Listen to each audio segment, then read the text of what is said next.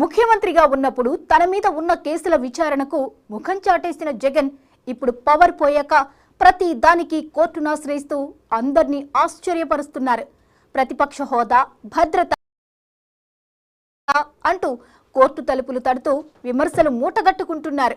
ఆ క్రమంలో తాను తిరిగి అధికారంలోకి వస్తానని ఆయన ధీమా వ్యక్తం చేస్తుండడం మీద సోషల్ మీడియాలో సెటైర్లు వెల్లువెత్తుతున్నాయి.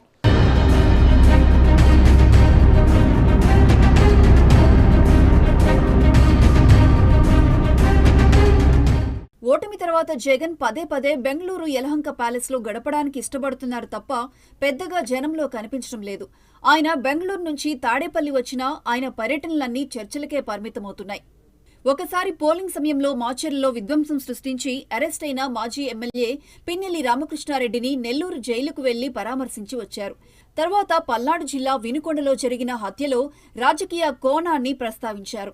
రషీద్ కుటుంబాన్ని స్వయంగా వెళ్లి పరామర్శించి వచ్చారు. ఆ సందర్భంగా కూటమి ప్రభుత్వం అధికారంలోకి వచ్చిన 45 రోజుల్లో రాష్ట్రంలో మారణకాండ జరిగిందంటూ వివరాలను చదివి వినిపించారు.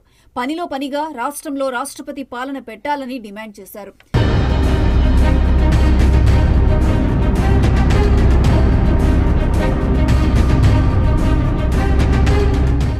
వినుకొండ పర్యటన సందర్భంగా రాష్ట్రంలో రాష్ట్రపతి పాలన విధించాలని డిమాండ్ చేస్తూ ఆయన ప్రస్తావించిన హత్యల వివరాలు వెల్లడించాలని ప్రభుత్వం కోరినా స్పందించలేదు. పైపెచ్చు ఢిల్లీలో సింబాలిక్ ప్రొటెస్ట్ అంటూ ధర్నా చేసి వచ్చారు. తర్వాత రాష్ట్రంలో శాంతి భద్రతలు క్షీణించిపోయాయంటూ గవర్నర్ను కలిసి ఫిర్యాదు చేసి మళ్లీ బెంగళూరు వెళ్లిపోయారు. తాడేపల్లిలో ప్రజా దర్బార్ నిర్వహిస్తానని ప్రకటించినా ఆయన దాన్ని పట్టించుకోలేదు. తాజాగా 50 రోజుల్లో 4వసారి బెంగళూరు వెళ్లి వచ్చిన ఆయన మళ్లీ పరామర్శ యాత్ర చేశారు.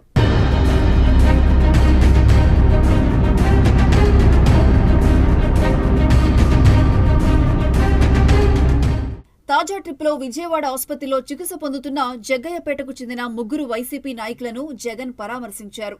జగ్గయ్యపేట నియోజకవర్గం నవాబుపేట వాసుల మీద దాడి జరిగిందని, తీవ్ర గాయాలయ్యాయని వారి పరామర్శకు వెళ్లారాయన. ఈసారి ఆయన ఏకంగా ముఖ్యమంత్రి చంద్రబాబు నాయుడికే వార్నింగ్ ఇచ్చారు. చంద్రబాబు పాలనపై దృష్టి పెట్టకుండా దాడులు చేయిస్తున్నారని, పరిస్థితులు ఇలాగే కొనసాగితే తమ ప్రభుత్వం వచ్చాక ప్రతి దాడులు చేసే తమ కార్యకర్తలను ఆపలేమని హెచ్చరించి మళ్లీ అధికారంలోకి రాబోతున్నామని ధీమా వ్యక్తం చేయడం హాట్ టాపిక్ గా మారింది.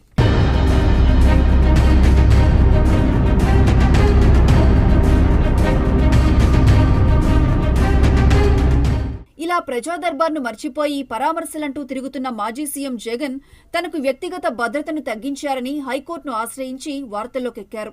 సీఎంగా ఉన్నప్పుడు తనకున్న భద్రతను పునరుద్ధరించేలా రాష్ట్ర ప్రభుత్వానికి ఆదేశాలు ఇవ్వాలని జగన్ కోరుతున్నారు. అయితే జగన్కు భద్రత తగ్గించారన్న వాదనను పోలీస్ శాఖ, ప్రభుత్వ వర్గాలు కొట్టిపారేశాయి. నిబంధనల మేరకు ఆయనకు భద్రత కేటాయించామని స్పష్టం చేస్తున్నాయి. సీఎం హోదాలో అదనంగా ఇచ్చే భద్రతను మాత్రమే తగ్గించామని చెప్తున్నాయి.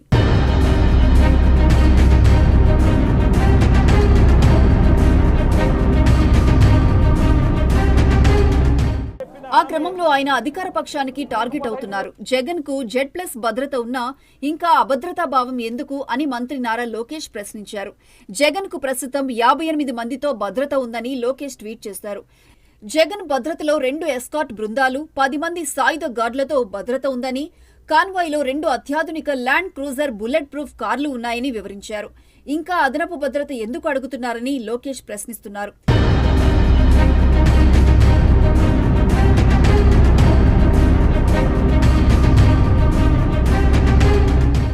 హోంమంత్రి అనిత అయితే భద్రత కోసం కోర్టుకెళ్లారు కాబట్టి కోర్టు ఏది చెప్తే అది వినండని జగన్ పై మండిపడుతున్నారు.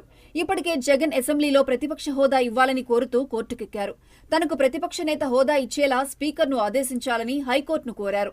10% సీట్లు కూడా గెలుచుకోలేకపోయిన జగన్ వేసిన పిటిషన్లో బలం ఉంటే కోర్టు అసెంబ్లీ స్పీకర్ కార్యాలయాన్ని లేదా అసెంబ్లీ సెక్రటరీని అడుగుతుందని నిపుణులు చెబుతున్నారు.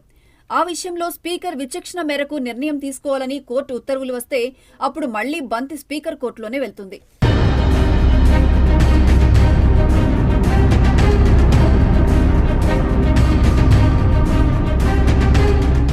అదే విషయం మీద తాజాగా హోంమంత్రి కూడా చురుకులంటించారు. సీఎంగా పనిచేసిన జగన్ 11 సీట్లతో ప్రతిపక్ష హోదా రాదని తెలియదా అని ఎద్దేవా చేశారు. అన్నీ తెలిసి కూడా జగన్ విపక్ష హోదా కోసం అంతగా న్యాయ పోరాటం చేయడాన్ని వైసీపీ శ్రేణులు, ఆయన అభిమానులు సైతం జీర్ణించుకోలేకపోతున్నారట. మొత్తానికి తన మీద ఉన్న అక్రమ ఆస్తుల కేసుల విచారణకు 5 ఏళ్ల నుంచి డుమ్మా కొట్టిన జగన్ మాజీ అయ్యాక ప్రతిదానికి కోర్టులను ఆశ్రయిస్తూ సోషల్ మీడియాలో ట్రోల్ అవ్వాల్సి వస్తోందిప్పుడు.